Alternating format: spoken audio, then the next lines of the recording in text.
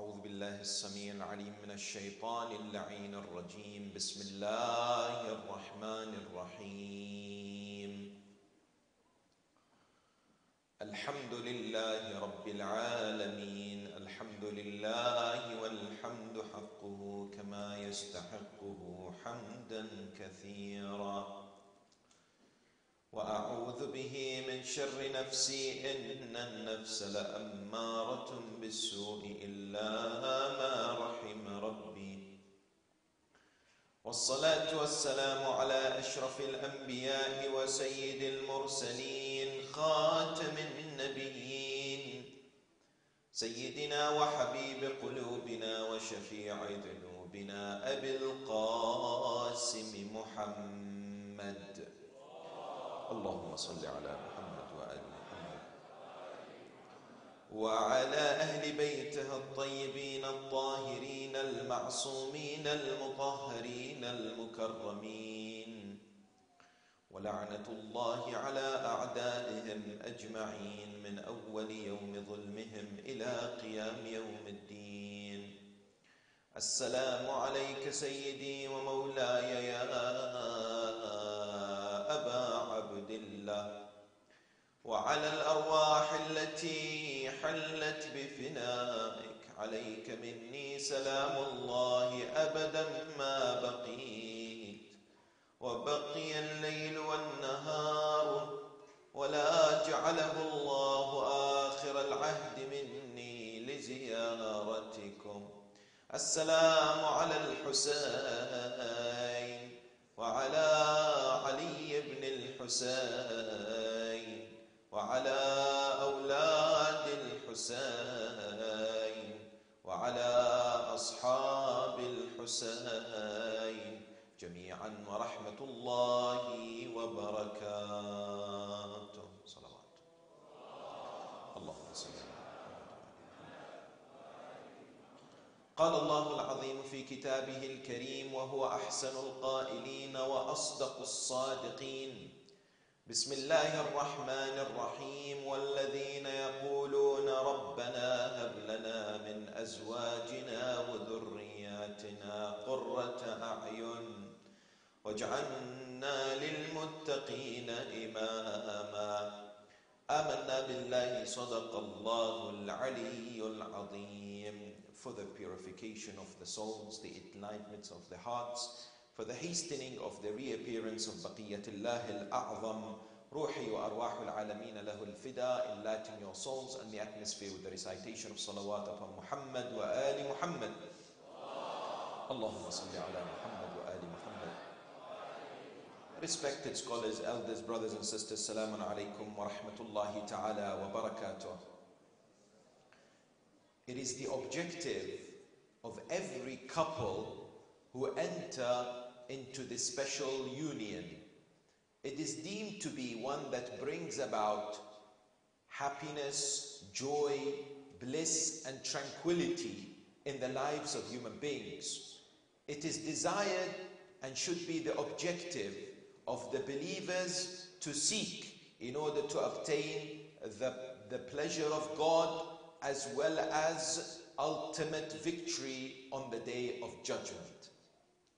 Successful marriages are indeed the goal of every couple who enter into this special union and relationship, in the idea that when people come together and enter into marriage, you will not find anyone having the objective of reaching a failed marital contract, meaning that in order for marriage to attain its objective or fulfill its goal, people wanted to be successful, irrespective of their background, irrespective of their denomination. Indeed, the goal of attaining a successful marriage is something that every single couple who enter into a marriage is likely to seek, is likely to want to have.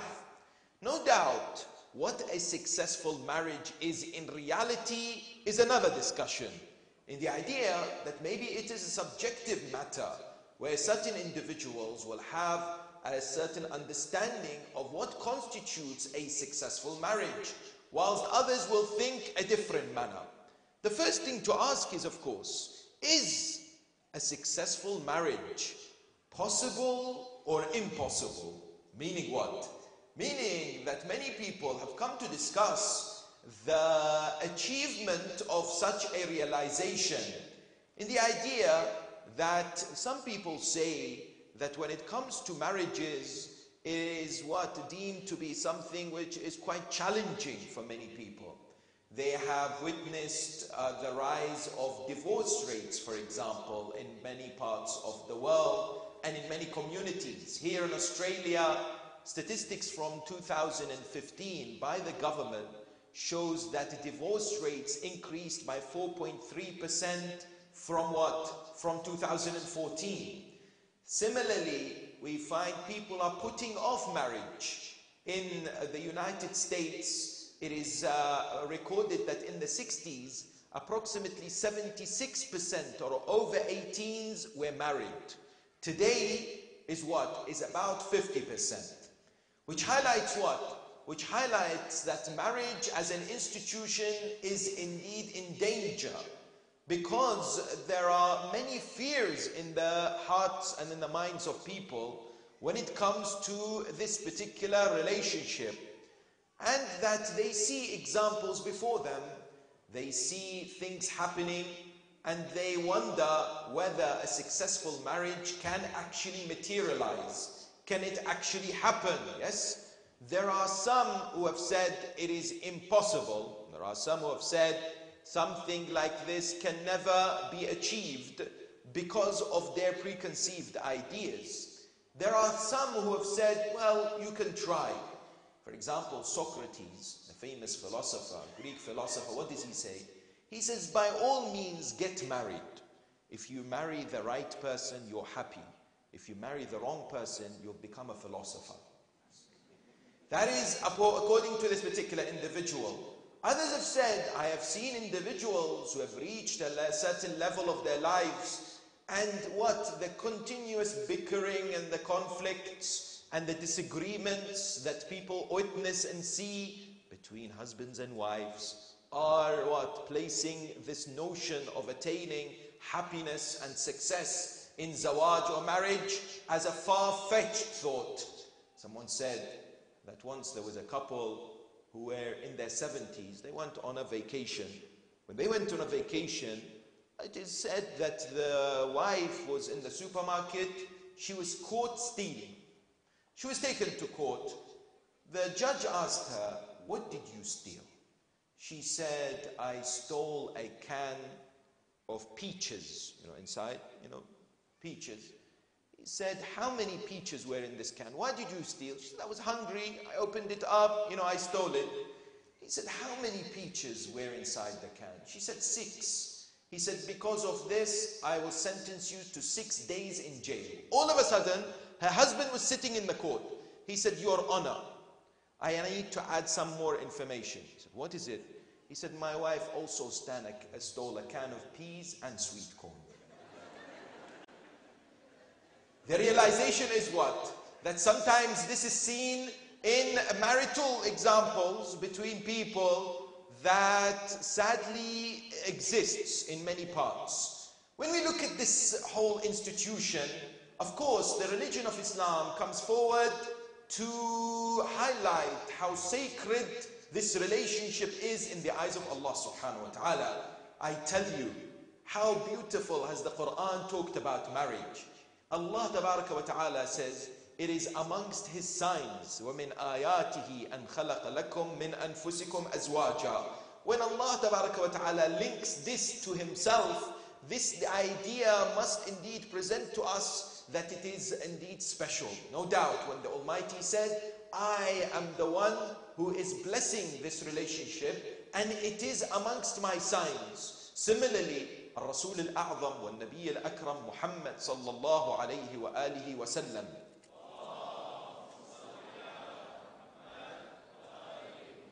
In a narration says, ما بني في الإسلام بناء أقدس عند الله من التزويج. Yes, there is no institution in Islam that has been built that is more sacred in the eyes of God than marriage. Because indeed through marriage and the correct procedures and the right way of interacting between the husband and wife, the community and the society is built on healthy foundations, on strong basis, no doubt. Similarly, the narrations tell us that the salah of an individual who is married is 70 times more worthy than the salah of the bachelor. Narrations tell us that there will be a greater number of people punished in Jahannam who are bachelors than those who are married. Narrations tell us that through marriage, rizq increases, and there are people who have actually tried this and have seen this in reality. Therefore, the emphasis to marry is present in the religion of Islam. Yes, it's highly recommended. Ulama say that on secondary considerations, al-anaween al-thaniya in fiqh, they say marriage can sometimes become obligatory if the individual is committing sins, if the individual is falling into error and disobedience of God by not being married, then marriage becomes obligatory upon them. Sometimes some of our brothers and sisters, they struggle when it comes to convincing their parents. They say, I need to get married. They say, you're too young. You're not yet, for example, qualified as a professional. You're not yet in the state financially to be married. They struggle. One of the areas is that, God forbid, if there is a committing of dhunub and sins, indeed our ulama are quite clear on this area, that the marriage indeed must take place to safeguard one's religion, no doubt. So therefore, the question must be presented, and that is what? And that is a successful marriage in the eyes of the religion of Islam, through modern day as well, tips and recommendations. Is it something that can be achieved? And if it is something that can be obtained, how do we look for it? How do we attain it? Because sometimes when you discuss this subject, those who are not married, they say, it is not for me. I'm not yet married. I'm not in that zone yet. And those of our brothers and sisters, may Allah bless them, in their 40s and 50s, alhamdulillah, who have been married for so many years, they think it's not for me. Yes, my marriage is good. My marriage is, alhamdulillah, intact. Yes? No, the subject is relevant for all. Why? Because those who are seeking to get married need to prep themselves and get in the stage of preparation from this moment, in that it is not about understanding the prerequisites later when they perhaps find their spouse. Similarly, those who are married, there is a need to continuously maintain the marriage. There is a need also to be exemplary role models for others, especially for the children. Yes? Therefore, it is a subject that is relevant to different people at all different age groups, for example, and phases as far as marital life is concerned. Before discussing this subject, though, I would like to touch upon a very critical area which is needed for us to appreciate where we stand today as far as marital conflicts, as far as marital assistance, as far as general care in the community associated with marriage and family life. When we look around in different societies, we find there is a very interesting phenomena that has existed for many years. You'll only perhaps pick on this if you're focused on this area, if you do research on the subject of marriage, if you attend courses, if you buy books and read the books. What is that? Very interestingly, what I found is that in different areas in the Western world, here, for example, in America, in Europe, what do we find? We find there is a very strong movement in terms of providing services for the community as far as marital counseling, therapy, assistance, books, workshops, all kinds of things out there. From what? From the church and from those who are followers of the Christian faith. You go on Amazon, for example, you search for books on marriage. You'll find books such as, for example, The Marriage Book or Seeking a Happy Marriage, for example. You think, wow, let me buy this book, yes? When you buy this book, what do you find? You find it's often written by individuals who are espousing the Christian faith. And within the book, they have references quite frequently to the Bible, but they embed it within the actual discussion. So people think, okay, that sounds good, yes? But they've become very active in this regard, yes? This doesn't necessarily mean that the books are not to be bought or read, but just to highlight the point. Where are we with regards to such work? What do we mean? Today, when we look at our communities, there is no doubt that many of us are aware that we are facing challenges as far as family life is concerned. The first challenge that we are facing is with regards to definition of what a family is. Because I tell you, the definition is no longer a female and a male coming together under one particular household. There are now other definitions as far as what a family is in the Western world, yes? Indeed, this country is also going to go through a survey, yes, in order for people to decide whether there will be the same gender marriages or whether they will be accepted, whether they are somehow legalized, yes? The question, of course, people ask is, what is the position of Muslims when it comes to this area? How do we respond? Of course, the position is very clear in the Holy Quran. Every human being is free to make a decision and to choose. The choice is yours. But the Quran is clear on this area, no doubt, that the religion of Islam stands with other religions, such as Christianity and Judaism, in saying that we do not espouse hatred, we do not call for violence, we do not accept any kind of insult towards individuals who make certain choices in life. However, as far as the Quranic injunction and direction is concerned, yes, practices such as homosexuality, it is not part of the teachings of the religion of Islam, yes. Indeed, from our understanding, similar things can be said about other monotheistic religions such as Christianity and Judaism. The message of the Quran is very clear in this regard, yes? There is no ambiguity as far as this area is concerned, yes? And as far as Muslims are concerned, of course, they are free to choose. Yet, if they follow the Quran, then they'll know exactly which direction to go as far as this area. The other challenge that we are facing is what? The conflicts that we keep hearing about, or people like myself and others have to deal with on a very regular basis. The breakdown in family relationships, in marital dealings, for example, between the husband and the wife, challenges with child upbringing. All this poses a very important question. What are we doing as scholars, as leaders in the community, as businessmen and women, as those who are, alhamdulillah, blessed with wealth, as those who have the opportunity to do something? What are we doing with regards to this area? Are we waiting for others to somehow formulate and bring about and instigate some change in society and make things happen?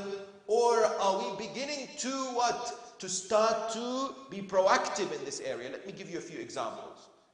Within the discussion surrounding spouse selection, what are we doing in order to facilitate this process for our brothers and sisters? Because I tell you, the method that has been going on for years may still work, yes. May Allah bless our mothers. They go to the weddings, and they indeed come back with a report, a bulletin, on Al Jazeera. It is called the marriage report. They come back and say, I saw this person and I saw this person. What do you think about this person? And what do you think about this person? From my personal dealings with some of the brothers, they say, I don't like this method anymore, yes? I would like to be able to choose the person myself. Yet today we are facing a realization that as far as tools are concerned, in order to make this process something which is modern, and in line, of course, with Sharia, and it's acceptable as far as teachings of the religion of Islam is concerned, perhaps we have not invested, and we have not researched, we have not presented various options available for people. Number one. Number two, when it comes to dealing with conflicts in marriage, when it comes to couples wanting help, where do they go to? No doubt, often they go to ulama and scholars, and may Allah bless them and reward them. But I will be honest and brutal in this point, because alhamdulillah, I'm blessed to be within the area, or one of my interests is the subject of marriage, yes? And the work that we do in Europe is specifically with this regard, the workshops and the courses. One area that I would like to present is our ulama, by and large, alhamdulillah, they're aware of the Islamic laws and how to, for example, present what is right and what is wrong Islamically. But how many are trained in counseling and therapy? How many are able to be called marital therapists, yes? And have gone through proper training on how to deal with marital conflict when, for example, they're presented with various different challenges, yes? This is a very pertinent, important question. Sayyid al-Shuhada, Abu Abdullah al-Hussein, salawatullahi wa salamu alayhi, made it very clear, do not stagnate in your movement in life. Constantly look for reform. Don't just accept whatever's being presented out there. Look for this change. Go for introspection. Dissect what your behavior, personally, community, society. We have to analyze. إني لم أخرج أشرا ولا بطرا ولا ظالما ولا مفسدا ولكنني خرجت لطلب الإصلاح في أمة جدي أريد أن أأمر بالمعروف وأنهى عن المنكر. The movement of the Imam, with something we should constantly remind ourselves, is to reform for the better. We should not be afraid of the word reform. Yes, we need to be able to move. I was surprised, a group of our brothers who were studying in one of the houses were given an opportunity to go and undertake a leadership development program. The person leading this program told me personally, he came to them, they've been studying in the house for a few years. Brothers, let's go through this program. You will learn many new skill sets. No. We have studied in the house. We know how it is. One of the hallmarks of a scholar is their humility. Their eagerness to constantly learn. Not to say I'm above this, yes? It is of the utmost importance that we encourage our ulama, we encourage our scholars, we encourage people who are in this field to have the proper accreditation, to have gone through the courses, to have gone through the various different methods of learning the tools, the latest tools and techniques to deal with these challenges. Similarly, when you look at, for example, mediation, as far as a difficult time of divorce is concerned, yes? This is all part of what we need to think about. I ask you, how many marriage institutes do we have here in Australia? How many of these organizations do we have in America or in the United Kingdom and Europe in the Western world? Where people will think, you know what? I want these publications. I want these helps. I want this phone line that I can call when I have a problem. I want this chat service where I can connect to when I have this challenge or issue or fiqh example or challenge. I want to go and see this scholar or this psychologist or this therapist. Yes? I want to be shown how I should save my marriage. Today, don't wait for someone to come and do this. The challenge is upon every single one of us, no doubt, yes? Let's not wait for example, leaders of the community or anyone else out there to initiate such a process. Think about these things. We need to build for the future of our community. We need to ensure that as far as future generations are concerned, we have thought about necessary tools for them to what? To enhance this very important relationship that exists and needs to be protected and needs to be developed. Yes? Let's have a look at this idea. The first point to indeed present and question is, as far as marriages are concerned, what are the causes of marital breakdowns? Why do marriages fail in some instances? Why do we find that in some cases people simply give up and either separate or move towards what? Move towards, God forbid, divorce. Why? Each and every one of us will perhaps be able to come up with a reason. According to different statistics, different surveys and data across the world, one of the most fundamental reasons for marriage breakdowns is financial difficulties. People face challenges as far as making ends meet. People, for example, are under extensive pressure when it comes to what? Spending in the household. And I tell you, subhanallah, sometimes we see that this materialistic society out there has had an impact on many different areas of our lives. And one of them is on marriage. In which way? that sometimes there is the pressure to keep up with the Joneses, as they say, yes? Continuously get this idea and do this and travel to this place and get this car and so on and so forth. The pressure can be relentless and places great strain on the relationship between the husband and the wife, yes? And what do you find? You find because of this materialistic driven tendency, there is pressure on the wife to work as well as the husband. So they're both working, yes? Less time to spend with each other, less time to focus on areas they can build their love and their relationship with each other. And what? Less time for child upbringing and focus on the real important issues because they're constantly tired, they're constantly drained in order to keep up the finances. Similarly, what we are told? We are told, for example, depression, anxiety, mental illnesses are another cause of marital breakdowns. You have affairs and infidelity. You have anger and the losing of temper and control and the abuse that happens, either domestic, yes, abuse or psychological abuse. You have family interference and for example, influence, which sometimes separates people. Physical illness. One critical point which I'd like to draw your attention towards, very important for us to appreciate this, even for those who are not married yet. One of the key causes of marital breakdowns is the incompatibility of values. Please understand this so critical point. What do we mean? Sometimes when people look to get married, yes, I ask the brother, you want to get married? Yes. What are you looking for in marriage? Oh, brother, the looks. And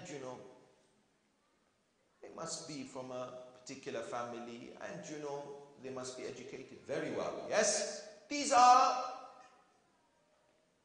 objectives and wishes that not necessarily bad. Yes? But what are the key values that we hold so dearly that we cannot be without? For example, let me give you an example. Sometimes we have seen in different communities, as far as marrying hijabi versus non-hijabi sisters. Some of our brothers, they go around, they say, you know what, I don't mind, say a sister who's not hijabi.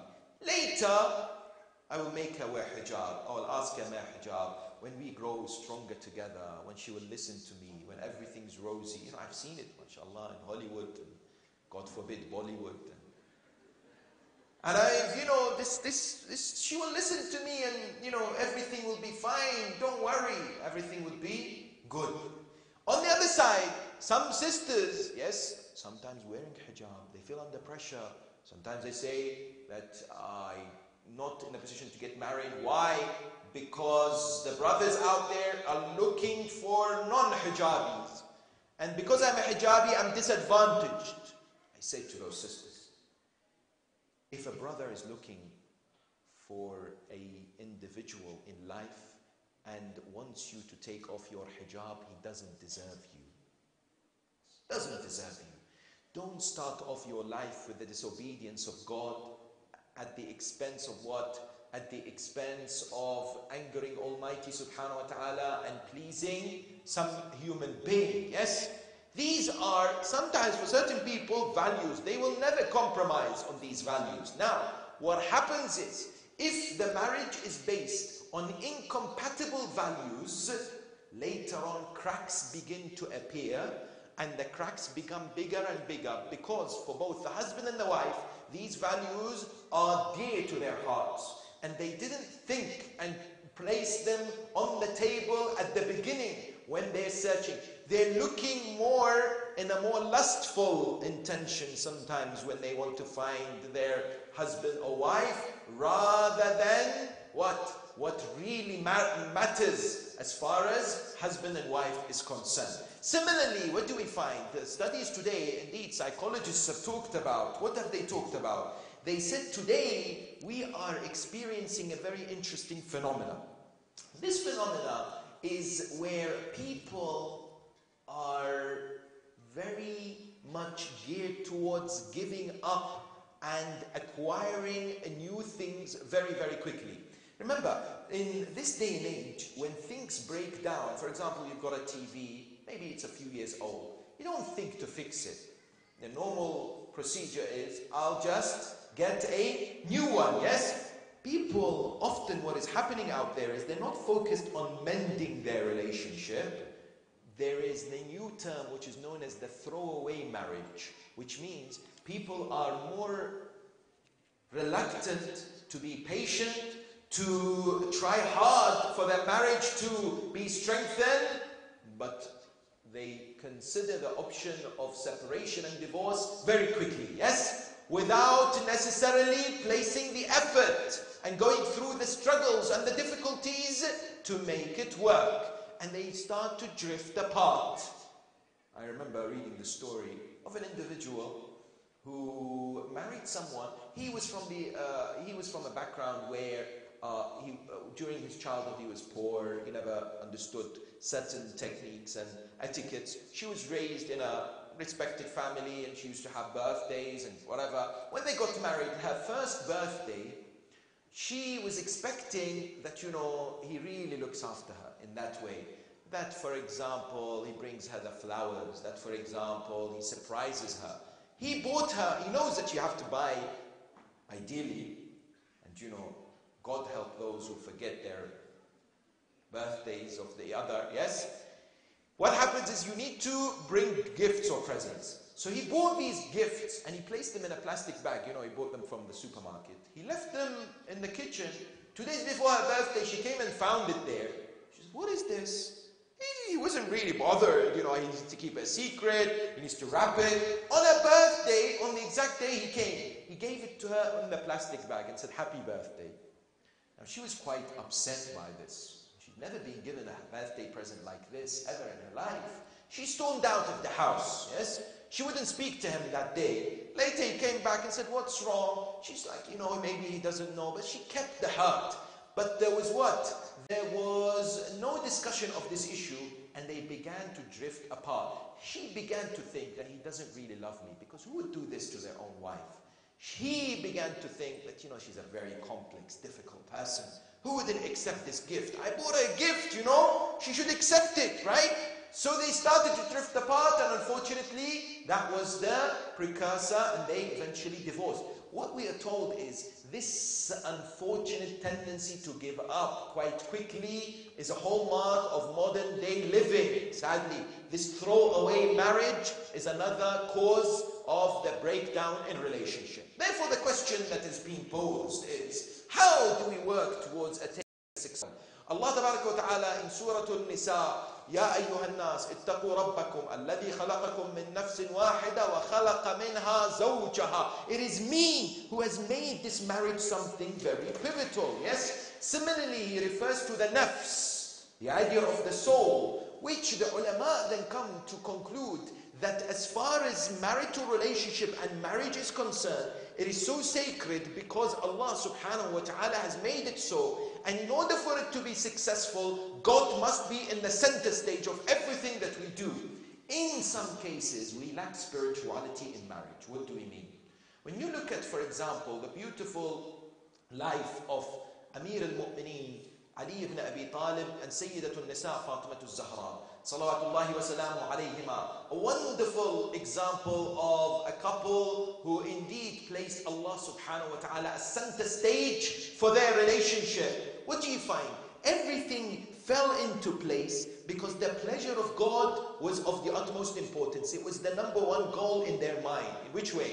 One day somebody came to the Holy Prophet, Al-Nabi Al-A'zam Al-Rasul Al-Akram, Muhammad sallallahu alayhi wa alihi wa sallam.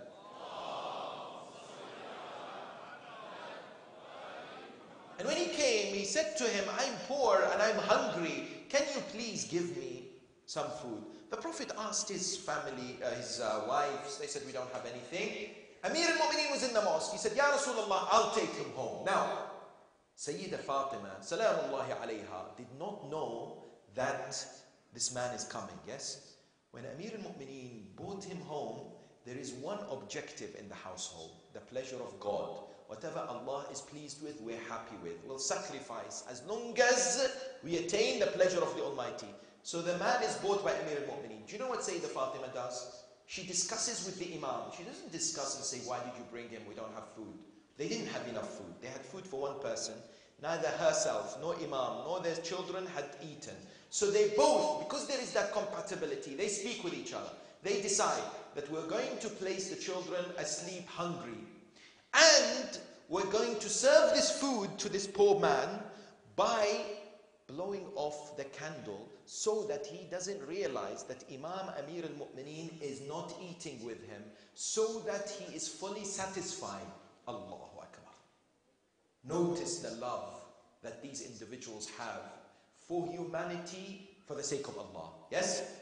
When this man eats, he's not bothered that it's in the dark. As long as there's food before him, he eats. The next day, the Prophet of Islam says to Amir al-Mu'mineen, Allah has rewarded you and has honored you with a verse in the Quran. Bismillah ar-Rahman ar-Rahim, chapter 59, verse number 9. وَيُؤْثِرُونَ عَلَىٰ أَنفُسِهِمْ وَلَوْ كَانَ بِهِمْ خَصَاصَةٌ. They prefer others over themselves, even though they needed it more. Such is the spirit, yes? We are told if we fear God in marital relationships, if we make this objective very, very clear, if we become partners as husband and wife, helping each other to achieve that idea, to achieve that noble goal of what? Of paradise, of working hard, seeking the pleasure of Allah subhanahu wa ta'ala, of complementing each other as far as that journey is concerned, then what? Then we're on the right track in this regard. I tell you, it is mentioned, and please don't forget this, in marriage, it is recommended for you and I to be the soap or the candle. Which one would you like to be in the marital life? Yes? What do we mean? When it comes to the candle, what does it do? When you light up a candle, it lights the area, yes, whilst it burns itself. Yes? It is helping the people around. Yes? It burns itself. True? What does the soap bar do? If you have a soap bar, it also what? Its size is reducing. But when people use it, it is beneficial. It's helping the cleansing of their hands. Yes? Therefore, indeed, in a marriage, we are recommended that we practice self-sacrifice, altruism. Brothers and sisters, sadly, the ego and self-centeredness and the idea of me first and everyone else second sometimes overwhelms us. Sometimes we deal with our spouses as our number one enemy. Sometimes we deal with them as our adversaries rather than our best friends. And not only best friends, people, because we are believers, yes? There may be wrong happening, but above all, we must keep reminding ourselves of the bigger picture that exists. The bigger picture for us is akhirah. Dunya is very short. Dunya is temporary. You and I, when you and I understand this important prerequisite, we can certainly move on and are able to connect the various pieces of the puzzle as far as attaining that successful marital relationship is concerned. Similarly, moving on, we are told that as far as a key factor in this objective is communication. What do we mean? Yes. Studies have shown many a times breakdown in marriages is a result of a breakdown in communication. But I tell you, communication is a very huge area. People often say, what are you talking about? 3 fundamental things of great importance. Number 1, the spending of time together. What do we mean? In this day and age where it's so busy, we're constantly on the go. We're either on the phones, when we're eating, we're engaged. Yes, people are on the phones too, or distracted. There is a need for us to have protected time as couples. Time where quality interactions take place, yes? It is designated and something that is presented and looked after, and it is something that happens on a frequent basis between the husband and the wife. And even if if sometimes we have to compromise on our other activities, on things that we like to have and do, but marriage is more important. And to preserve the marriage is more critical. That's number one. Number two, talking. What do you mean? Imagine that, for example, there is a person, a husband, who's sitting before a television screen. When they sit before a television screen, their wife is sitting next to them. The wife is talking to them. They've come back from work, yes? The husband is saying, yes, yes, I know. Yes, no doubt. Yes, I agree. Yes. And they're watching the TV, flicking through the channels. Oh, did you see this? Oh, look at this. Oh, really? Yes, yes, yes. And all of a sudden the phone rings, yes? He picks up the phone. Oh, mashallah, Habibi Hassan, how are you? Long time, no see. What's going on? The wife is thinking, hold on a minute. I've been talking to you for the last 10 minutes and you're just, yes, nodding. Now your friend calls and you're giving him your full attention, yes? Rasulullah Muhammad sallallahu alayhi wa alihi wa sallam.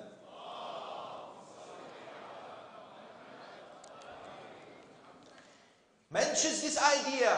He says, if you spend time with your wife, you get more reward by Allah than performing i'tikaf. I'tikaf is what? Is when you stay in a mosque for at least 3 days and you only worship God and you sleep and you eat out of necessity. But at least minimum 3 days you are in the mosque. He says if you spend time with your wife, you get more reward than i'tikaf in my mosque, Masjid al-Nabawi, which is the second greatest mosque. Yes? This is not a small matter. Abu Dharr al-Ghifari, ridwanullahi ta'ala alayhi, one day came to the Holy Prophet. Said, Ya Rasulullah, teach me something. I want hasanat. I want to improve my relationship with Allah. The Prophet said, when was the last time you spent time with your wife? He said, what? That's something we do on the side. He said, no, no, no, no. Go to your wife now. Spend some time with her. That is beloved to Allah. Indeed, when we converse with each other, the conversations must be much more than how is your day. Often that's how the conversation is. And we tell the other of what? Of how we went through the different, for example, stages. It should be more about our feelings, our thoughts, our experiences. Today, studies have shown that is much more effective. Yes? With this talking, there must be active listening of great importance. Yes? That there is attention that's given as far as this process of communication is concerned. Yes? Due diligence is given, that it is not just passed by, but careful attention is given to both talking and listening. But similarly, when it comes to this, there is a need for us to appreciate, and this is vital and should be part of any course. You know, in certain countries, I'm told in Malaysia, even in Iran, they go through courses before they get married. No doubt. This is very, very important, yes? They go through these training, because like anything else in life, you want to learn to drive, you need to go through a course, yes? You need to be taught. What gives us the assurance that I know how a marital life is? I tell you, most people don't. You know why? Because Allah Ta'ala has created the males and the females differently. They are different. And sometimes some of our brothers, as well as some of our sisters, they get the shock of their lives. The first year, second year in marriage, they say, oh my God, I didn't know it's like this. I see my mother and father in a particular manner and I thought that's how marriage is. Yes? The realization today is what? Today we have textbooks, we have instructions out there to highlight not only the physiological differences between males and females, but the psychological, the way they think, the way they expect certain factors in life, yes, that needs to be mastered, that needs to be developed. The greatest challenge happens in the first 8 years of marriage. Yes, that is where it is deemed to be, for example, the most breakdowns and difficulties and arguments that happen, because people have not grasped the idea of the opposite gender. I give you examples. There are works that have been published in this regard. Yes, you and I have come across some of these works perhaps, that highlight the difference between the male and female and the way they interact. Yes, as an example, it is mentioned that women, females, are what? Are process oriented, whereas males are solution oriented. What does this mean? The husband comes back from work. When he comes back from work, he comes home. The wife has had a very tremendously difficult day. She's had a very hard time. So she says to him, you know, the day that I've had. He says, yes. She says, in the morning, the vacuum cleaner didn't work. And then I tried, I was cooking, and then I was speaking to my mother, and the chicken and the rice was burnt because I left it and I didn't realize it was on the oven. Yes? Then what? Then I got a call from school that our son was in trouble. I had to go to the head teacher. Yes? Normally, the male who is solution-oriented, what does he say? The response to the wife, that is normally, but it's not the right response, is don't worry, I'll fix the vacuum cleaner, we'll get a takeaway, and I'll sort out our son. But it is more likely that the wife was looking for empathy, attention, and someone to relate to her, rather than just solutions being presented. Yes? It is more likely that she wanted that sentence from the husband, I'm so sorry to hear this, you're going through so much, may Allah bless you, I pray for you. Yes. Things like this, yes? It is different to the first thing that comes in, because that's how men work. Yes, that's how men work. You know, when people, the males, they speak to each other, immediately looking for solutions, how to do things, right? Similarly, we are told that when there is a problem, the female comes to the male, the wife comes to the husband and says, you know what, I'm upset. Oh no, she doesn't look happy. The husband comes to her and says, are you okay? She's like, yeah, I'm okay. He says, very well. He moves on. The realization is no. The wife wants the husband to say, hold on. No, you're not okay. I want to know what's wrong with you. Tell me. Give me let me find out. Is it this? Is it this? Have I done something? Yes? It is the call from the wife to say, investigate further. Don't just walk away. Ask, yes? Whereas the husband, the male, when they're upset, they go into a cave. They go, into isolation. Yes? That's how we've been presented with modern day understanding of the different setups of the males and females. This information, I've just given you the tip of the iceberg. We need to know so that we are able to communicate with the other effectively. And one of the key factors when it comes to successful marriage is to understand love. My dear brothers and sisters, please pay attention to what I'm about to say. When you and I converse with others, when we have a conversation, we need to have the understanding of the language that they speak. Otherwise, if I speak to a Chinese person who doesn't know English, I come and speak to them English or Arabic, they stare at me and say, what are you talking about? Yes? In order for that person to understand me, they need to understand my language. Similarly, we are told, as far as love is concerned, which is a prerequisite for a happy, tranquil marital relationship, love, there are languages to express love. There are ways in which the husband and the wife present their love to the other. Sometimes what happens is, if we don't master the love language of our husband or wife, we are barking at the wrong tree. Meaning that we're doing something, we think we're expressing love, but the other side is not necessarily receiving it, because that's now not how they expect to be loved. Yes? Let me give you an example. Today there is a book which is known as The 5 Love Languages by a man by the name of Gary Chapman. Yes? He talks about these 5 love languages. He says there are, for example, words of affirmation, acts of service, gifts, yes? When it comes to intimacy and touch, as well as quality time. He says these are the 5 love languages.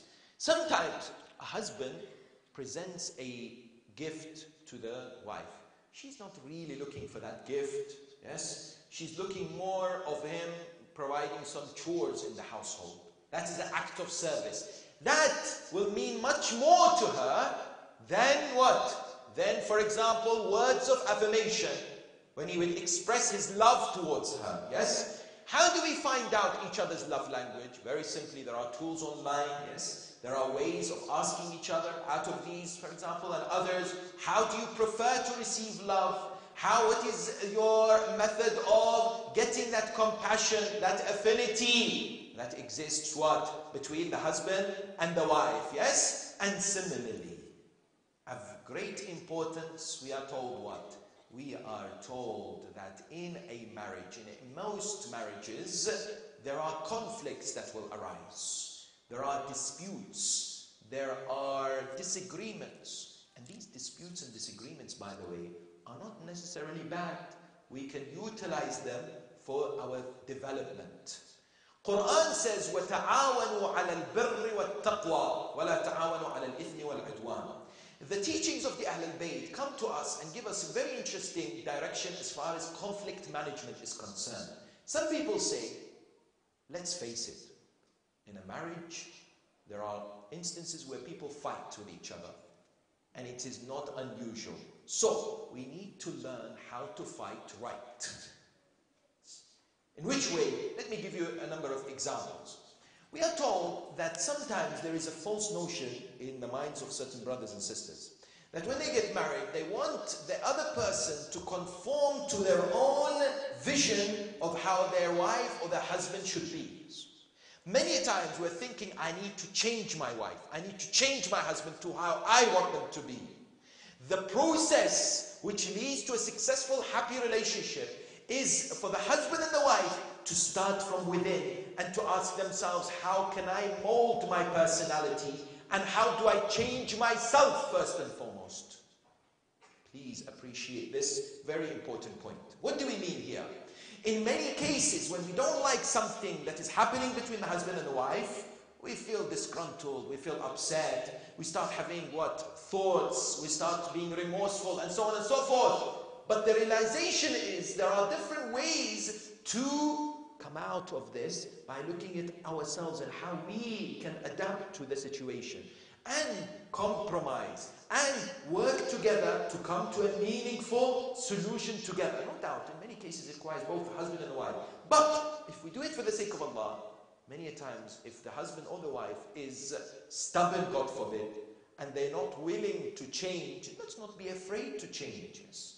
We're not necessarily perfect when we enter this relationship. Yes, it is marriage is the combination of two imperfect human beings coming together to attain perfection in Jannah.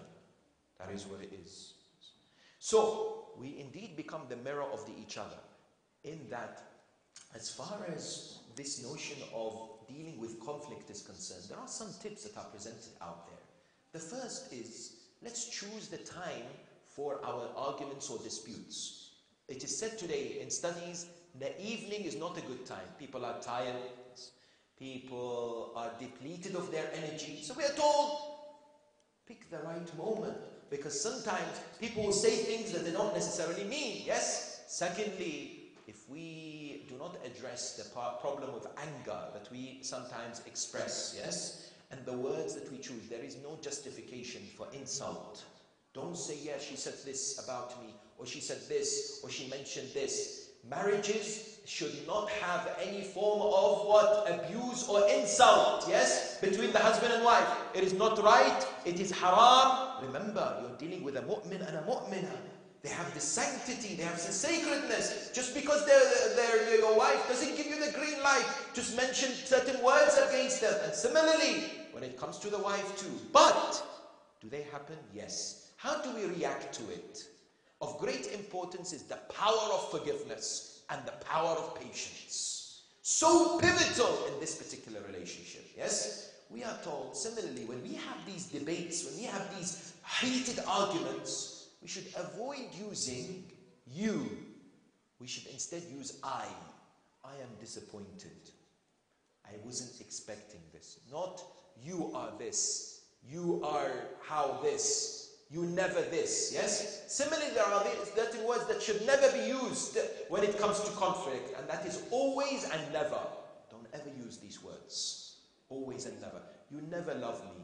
You never give me this. You always shout at me. That's not true, yes? But it's the human being's own tendency to try and exaggerate and to make themselves feel better by making this statement before the other, yes? When it comes to this notion of trying to deal conflict, many times when there is this conflict or when there is a heated discussion, we don't listen to understand. We listen to reply. So when the wife or the husband is talking and saying, you know, I'm very disappointed. When we went out, you did this. You're thinking, how am I going to respond to this? The first thing that comes to the mind is how to respond. Whereas in reality, let me understand where she is coming from. Let me see, maybe there is some truth to this notion. Maybe I need to work on some areas. Yes. Therefore, the realization emerges, and that is what? And that is, these are some of the factors and some of the ways in which we can look. And I end with this point. There is so much more that we can say. Like I said, these are all tips of the iceberg, but we need to investigate. We need to research, yes? We need to find out more. There is the love languages, and there is also the apology languages. Meaning what? Let's learn how and which language to address the other when there is a heated disagreement. What do we mean? We are told today that as far as dealing with conflict is concerned, there are different ways of expressing an apology.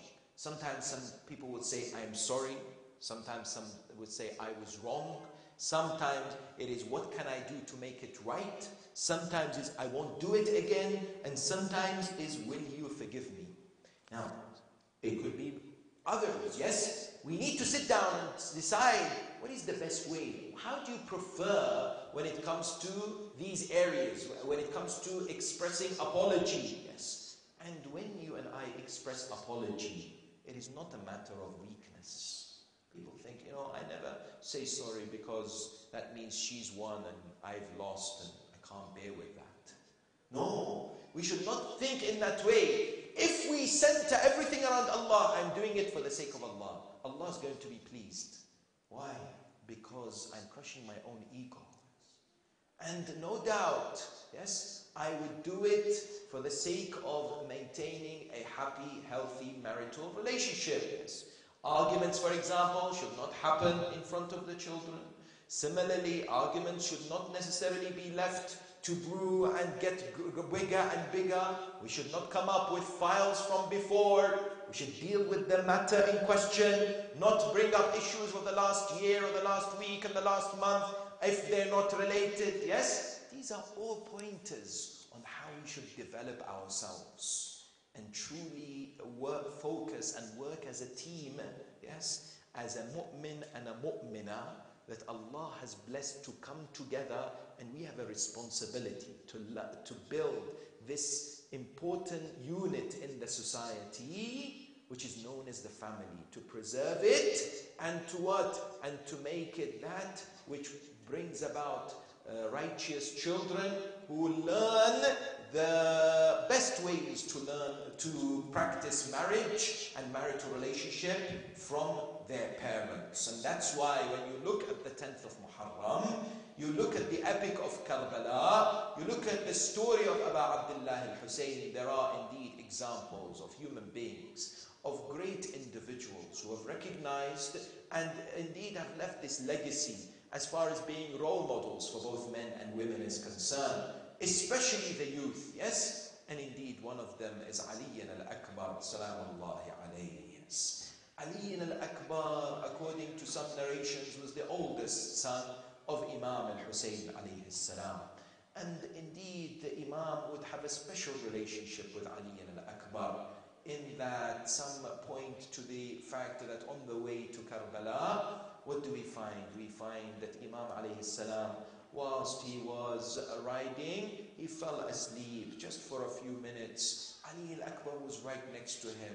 When he came back, Ali said to him, Father, what has happened? I saw that you drifted away. He said, I saw death approaching us. Yes. Death coming towards us. Yes. Ali al-Akbar says, Abata, alasna ala al-haq? Are we not on the right path? Imam al-Husayn said, of course we are. Yes. Ali al-Akbar responds, then we are not afraid whether death comes towards us or we go towards death. This was a demonstration from the Imam of the beauty and the wonderful personality of Ali al-Akbar. That is why one of the most painful moments for Abu Abdullah al-Husayni al-Hussein was the moment that Ali al-Akbar, the first member of Bani Hashim, came to seek permission. Imam al-Hussein normally would say to people, go back. He would not normally give permission to the people, except of course some of his companions. But as far as his family members are concerned, he would often refuse. But for Ali al-Akbar, he wanted one thing. He said to him, Bunay Ali, ilayya ilay, ashumuka wa tashumuni, uwaddi'uka wa tuwaddi'uni. Hada al-wada' Allahu Akbar. It was the time to bid farewell. For Ali al-Akbar, it was a matter of bidding farewell for his father. The narration says they embraced each other. One narration says they fell onto the ground. They were unconscious because they were crying. Yes. May Allah never show a father a moment that they were about to lose their son or their daughter. Yes, it is not something that normally fathers see. Yes, but Abu Abdullah had to see so many calamities. He had to see so many difficulties in his life. Yes, and especially on the 10th of Muharram. The narrations point that when Ali al-Akbar rose to go to the battlefield, Abu Abdullah raised his hands and prayed. He said, Allahumma ashhad ala ha'ula'i al-qawm faqad baraza ilayhim ghulam ashbahu an-nas bi rasulika sallallahu alayhi wa alihi khalqan wa khuluqan wa mantiqa. This man that has emerged now to the battlefield, Ya Allah, be witness against these people, because he resembles Rasulullah in his appearance. He resembles the messenger with his akhlaq and the way he speaks. Every time we wanted to see Rasulullah, we would look at Ali al-Akbar. This would happen in Medina. People would come. They say, we missed Rasulullah. How does he look like? They would be told, go to the house of Hussein. There is a man by the name of Ali al-Akbar. He resembles Rasulullah the most. This is perhaps something that was even more heartbreaking for Imam al-Hussein alayhi salam. Ali al-Akbar goes to the battlefield. He fights valiantly, courageously. The thirst is heavy on him. He's still fighting. According to some narrations, his mother Layla was there on the plains of Karbala. Allahu Akbar. The mothers out there, they know how difficult it is to see their sons go for the final time and lose their sons. But Layla wanted Ali al-Akbar, wanted to see him one more time.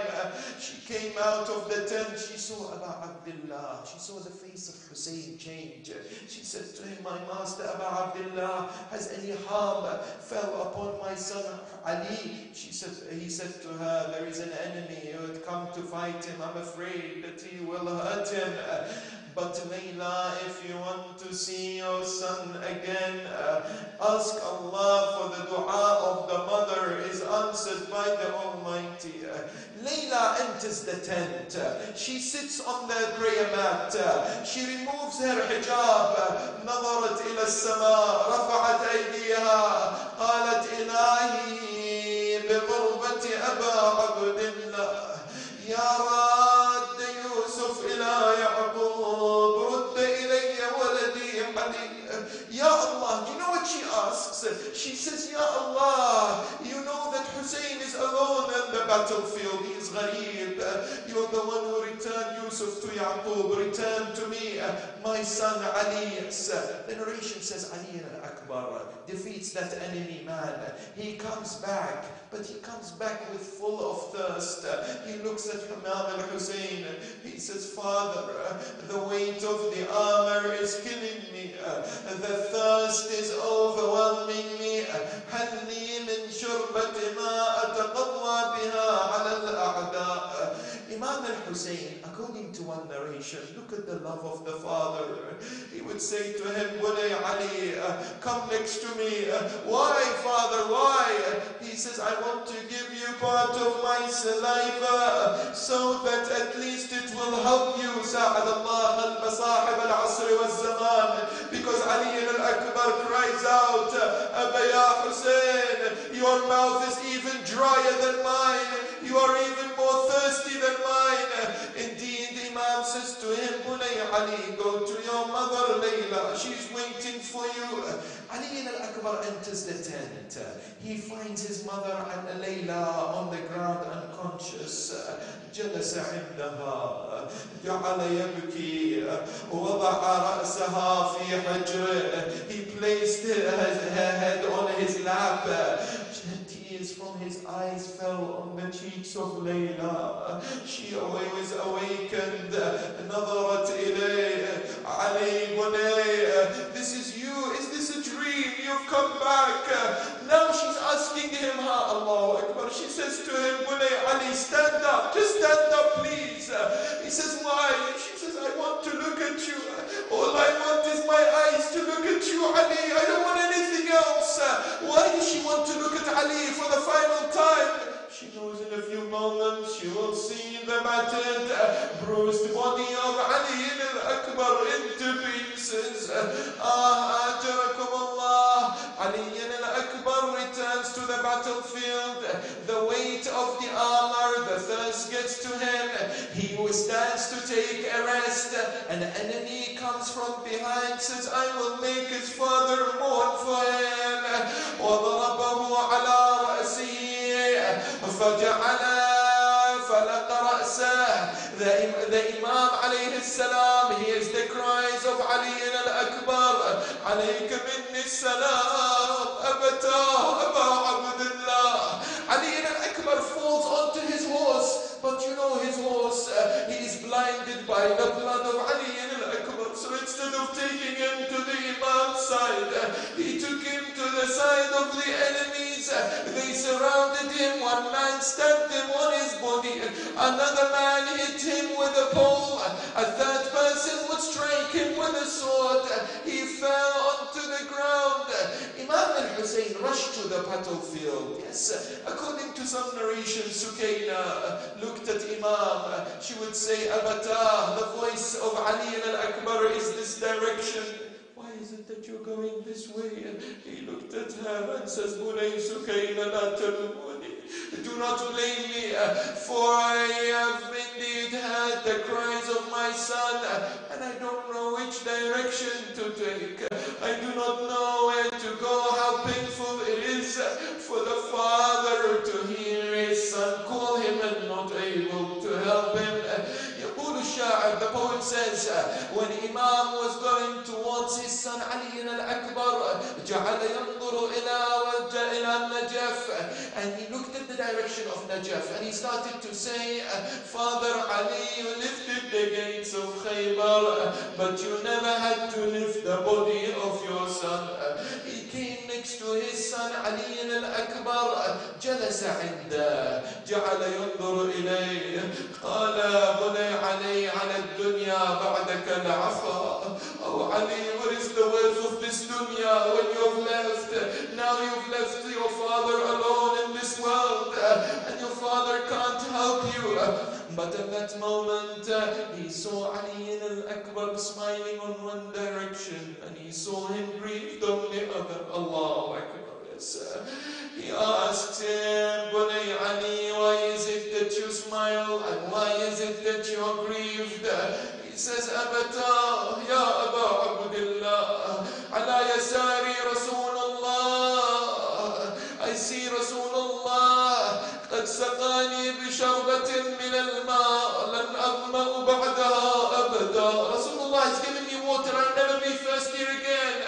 وعن يميني جدتي فاطمة الزهراء وهي تقطم وجهها وتصيح وحسينا وشهيدا ومظلوما وغريبا. فاقت روح علي الأكبر رحم الله من نادى وعليا وغريبا وشهيدا. رجع الإمام الحسين صاحب بني هاشم لا طاقة لي لرفع جثمان بني علي. Oh Bani Hashim, come and carry the body of my son Ali. I can't carry his body. But at that moment, Layla comes out and says, where is my Ali al-Akbar? Let me see the body of Ali. They placed the body of Ali in a tent. Zainab,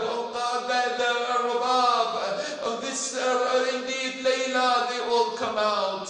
They come inside the tent. They look at Ali al-Akbar. Aywa Ali, oh son Ali, what is it that we're going to do after you? How can our eyes see your body, Ali? Yes, Imam Zayn al-Abidin says that when I came to bury my father Abu Abdullah, I looked at the body of my brother Ali al-Akbar and I saw how his body was torn into pieces. Sa'ad Allah qalb al-Imam. ألا لعنة الله على القوم الظالمين وسيعلم الذين ظلموا